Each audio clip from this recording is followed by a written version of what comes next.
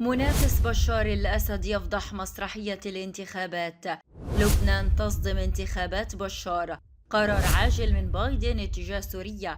عشرات العائلات بلا مأوى في إدلب. الدنمارك تنتفض 25 مدينة ترفض ترحيل اللاجئين السوريين. السلام عليكم متابعينا. هل تفشل مسرحية بشار الأسد في انتخابات سوريا؟ لا تنسوا الاشتراك في القناة وتفعيل زر الجرس، والآن إلى تفاصيل النشرة.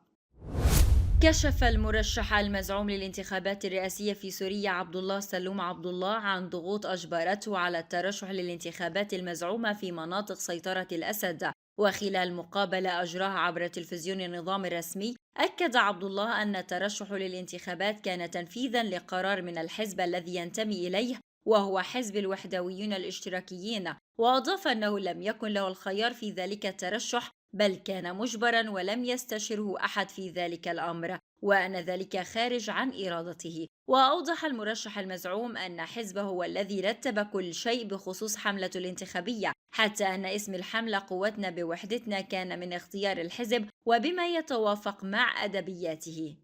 وكذلك الحال بالنسبة للبرنامج الانتخابي، ولم يكن لمرشحي رئاسة عبد الله سلوم عبد الله ومحمود مرعي أي ضجة إعلامية في تلك الانتخابات التي كانت تدار في أقبية المخابرات، إذ تم تسليط الإعلام الموالي بكل طاقته على حملة الأسد، كما تم تسخير المؤسسة الأمنية للضغط على الشعب في الداخل لإجباره على الخروج بمسيرات مؤيدة. ويستعد نظام الأسد لخوض تلك الانتخابات الشكلية في 26 مايو أيار الجاري، والتي سيتم فيها إعادة تنصيب الأسد رغم الرفض الشعبي والدولي، وخصوصا في ظل غياب أكثر من نصف الشعب السوري في دول اللجوء ومناطق النزوح الداخلية. ذكرت مصادر إعلامية أن الإقبال على انتخابات الأسد في لبنان كان متدنيا رغم قيام أذرع النظام بإغراء السكان بمبالغ مالية كبيرة مقابل المشاركة. ونقل مصدر من بلدة عرسال اللبنانية أن الانتخابات المزعومة لم تحط بأي مشاركة من قبل اللاجئين السوريين في البلدة، رغم دفع موالين للنظام مبالغ مالية وصلت ل 500 ألف ليرة لبنانية لكل شخص. ولفتت المصادر إلى أنه لا يوجد صناديق اقتراع في البلدة التي تحتضن آلاف اللاجئين الفارين من بطش الأسد، كما أن سكانها اللبنانيين يعتبرون من أكثر الفئات كرها للنظام. وأوضحت المصادر أن نظام الأسد أرسل وفدا إلى البلدة قبل أيام للغرض ذاته، إلا أنه لم يرحب به إلا من قبل قلة من الموالين المتواجدين في المنطقة. الجدير ذكر أن عددا من ساسة لبنان من بينهم سمير جعجع وميش ديقات طلبوا بترشيح كل لاجئ سوري ينتخب الأسد لكونه ليس محتاجا للجوء أصلا، طالما أنه ينتخب الشخص الذي تسبب بالنزوح وتشريده. كشفت صحيفة نيزة مايا غسيتا عن اعتماد الرئيس الأمريكي جو بايدن على ما بات يعرف بسوريا البديلة، التي تعتبر الملتقى الأكبر للدعم الأمريكي. ونقلت الصحيفة عن الباحث في معهد الشرق الأوسط MEI أنطون ماردوسوف أن الرئيس الأمريكي يعتمد على خطة من شقين، أحدهما يعتمد على مكافحة الإرهاب دون نشر واسع للقوات، بل بالاعتماد على وحدات صغيرة مدربة ومسنودة جوا، والثاني هو الدبلوماسية الأمريكية تجاه إيران وانعكاساتها على الوضع السوري. وتطرقت الصحيفة لزيارة وفد الخارجية الأمريكية إلى مناطق شرقي الفرات، وأن دلالة ذلك هي أن واشنطن تصر على استمرار دعم الميليشيات الكردية هناك. وأوضح التقرير أن الإدارة الأمريكية تحافظ على اتصالات وثيقة مع الروس رغم بعض الخلافات الجوهرية بين الجانبين بخصوص عدة قضايا. وأشارت الصحيفة إلى أنه لا توجد حتى الآن لدى الولايات المتحدة استراتيجية مفصلة تجاه سوريا، وهو أمر مناقض للتصريحات العلنية التي تتحدث عن رغبتها بحل الأزمة عبر بوابة الحل السياسية. وتسبب الموقف الغامض للإدارات الأمريكية المتعاقبة حول الملف السوري بإطالة أمد الصراع، وخصوصا أن واشنطن دعمت طرفا واحدا ومنطقة محدودة للسيطرة على مواقع الثروات، وأهملت السوريين في باقي المناطق التي شهدت أبشع المجازر وعمليات التهجير والتغيير الديمغرافي في العصر الحديث التي مارستها إيران وروسيا ونظام الأسد. بات عدد كبير من العائلات النازحة بلا مأوى جراء احتراق الخيام التي يعيشون فيها بريف إدلب الغربي. وقالت مصادر محلية إن حريقا اندلع في مخيم آدم بالقرب من بلدة خربة الجوز بريف إدلب الغربي، ما أدى إلى احتراق 25 خيمة دون تسجيل أي إصابات بين السكان. وذكر الدفاع المدني السوري أن أكثر من 20 عائلة احترقت خيامهم بالأمتعة البسيطة التي فيها، رغم أنها قطع من القماش والنايلون، إلا أنها كانت الملاذ الأخير لهم بعد أن هجرهم النظام وروسيا من منازلهم. وذكر أن ارتفاع درجات الحرارة أثر بشكل كبير على ازدياد الحرائق في المخيمات، مع غياب إجراءات السلامة وطبيعة الخيام المبنية من القماش والبلاستيك القابل للاشتعال بشكل سريع.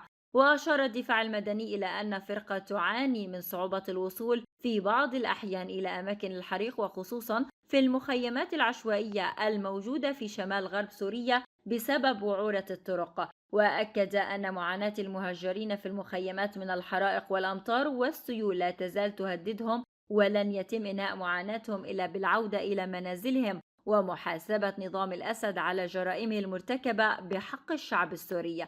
وينتشر في عموم الشمال السوري 1277 مخيم، من بينها 366 مخيم عشوائي تأوي جميعهم أكثر من مليون نسمة، وأغلبهم نساء وأطفال وكبار سن، إضافة لأصحاب الأمراض المزمنة وذوي الاحتياجات الخاصة. أعلنت فعاليات مدنية واجتماعية في 25 مدينة دنماركية عن تضامنها مع اللاجئين السوريين ورفض أي قرار يتعلق بترحيلهم إلى سوريا. وذكرت مصادرة مهتمة بأحوال اللاجئين السوريين في أوروبا أن 25 مدينة دنماركية شهدت حراكا مدنيا وفعاليات داعمة للاجئين السوريين، نددت خلالها بقرار الحكومة الدنماركية ترحيل السوريين إلى سوريا بحجة أنها باتت آمنة. وذكر الناشط السياسي بسام يوسف على حسابه في الفيسبوك أن الوقفات الاحتجاجية كانت على امتداد مساحة الدنمارك للإعلان عن موقفهم المتضامن مع السوريين المهددين بالترحيل والرافض لقرار حكومتهم القاضي بترحيلهم. وأشار إلى أن المظاهرات تمت كلها وفق برنامج واحد تقريبا، وكان التوقيت واحدا في كل مناطق المظاهرات، وفي كل منطقة تم تحديد منطقة التجمع ليتوجه من يريد المشاركة إليها. وأوضح أن المشارك في التظاهرات اختار الطريقة التي يعبر فيها عن رأيه، صورة لافتة، رمزا ما، وإلى آخره. وتابع قائلا: يبدو أن خيار أن تحمل كرتونة حمراء لها شكل القلب وأن تكتب عليها ما تريد كان اقتراحا للجهة المنظمة، كان الأكثر قبولا، وهكذا طغى منظر القلوب الحمراء التي كتبت عليها عبارات التضامن والحب على معظم التظاهرات. ومطلع أيار مايو الجاري أعرب كثير من الناشطين الحقوقيين والمهتمين بقضايا اللاجئين السوريين عن استغرابهم من تصويت غالبية أعضاء الحكومة الدنماركية على أن سوريا منطقة آمنة، في حين وصف المدير الإقليمي للمنظمة العربية الأوروبية لحقوق الإنسان كاظم هنداوي التصويت بأنه أمر مضحك، وأنه يأتي ضد الإنسانية وليس ضد السوريين. وأضاف هنداوي أنه من المؤسف التصويت على إمكانية ترحيل اللاجئين السوريين إلى سوريا من البرلمان الدنماركي. وكانت مصادر حقوقية ذكرت أن البرلمان الدنماركي صوت على اعتبار سوريا منطقة آمنة، لافتين إلى أن 62 عضوا صوتوا أن سوريا آمنة مقابل 32 صوت اعتبرها غير آمنة.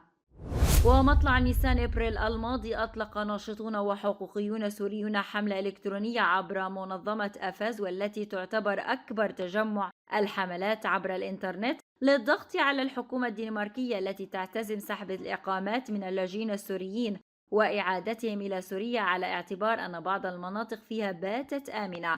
دعا ناشطون من أبناء محافظة السويداء جنوبي سوريا إلى التظاهر بشكل سلمي، تعبيرا عن رفضهم للانتخابات الرئاسية التي ستجرى في 26 من آيار مايو الجاري. وذكرت عدة مصادر محلية متطابقة من السويداء حسب ما وصل لمنصة SU 24 أن القائمين على تلك الدعوة أشاروا إلى أنه بعد سنوات من البطش والقمع والقتل والتهجير والاعتقال والتعذيب في وطن لم يبقى فيه حجر فوق حجر، وتشرد أكثر من نصف أهله بين خيمة هنا ومشرد هناك، يطل علينا بشار الأسد بمسرحية انتخابات جديدة يرشح فيها نفسه لا لشيء إنما ليقضي على القسم الصغير الباقي من شباب البلد ويزج القسم الآخر في حرب ليس إلا حربا للحفاظ على كرسي تديره على رؤوس الأشهاد إيران وروسيا.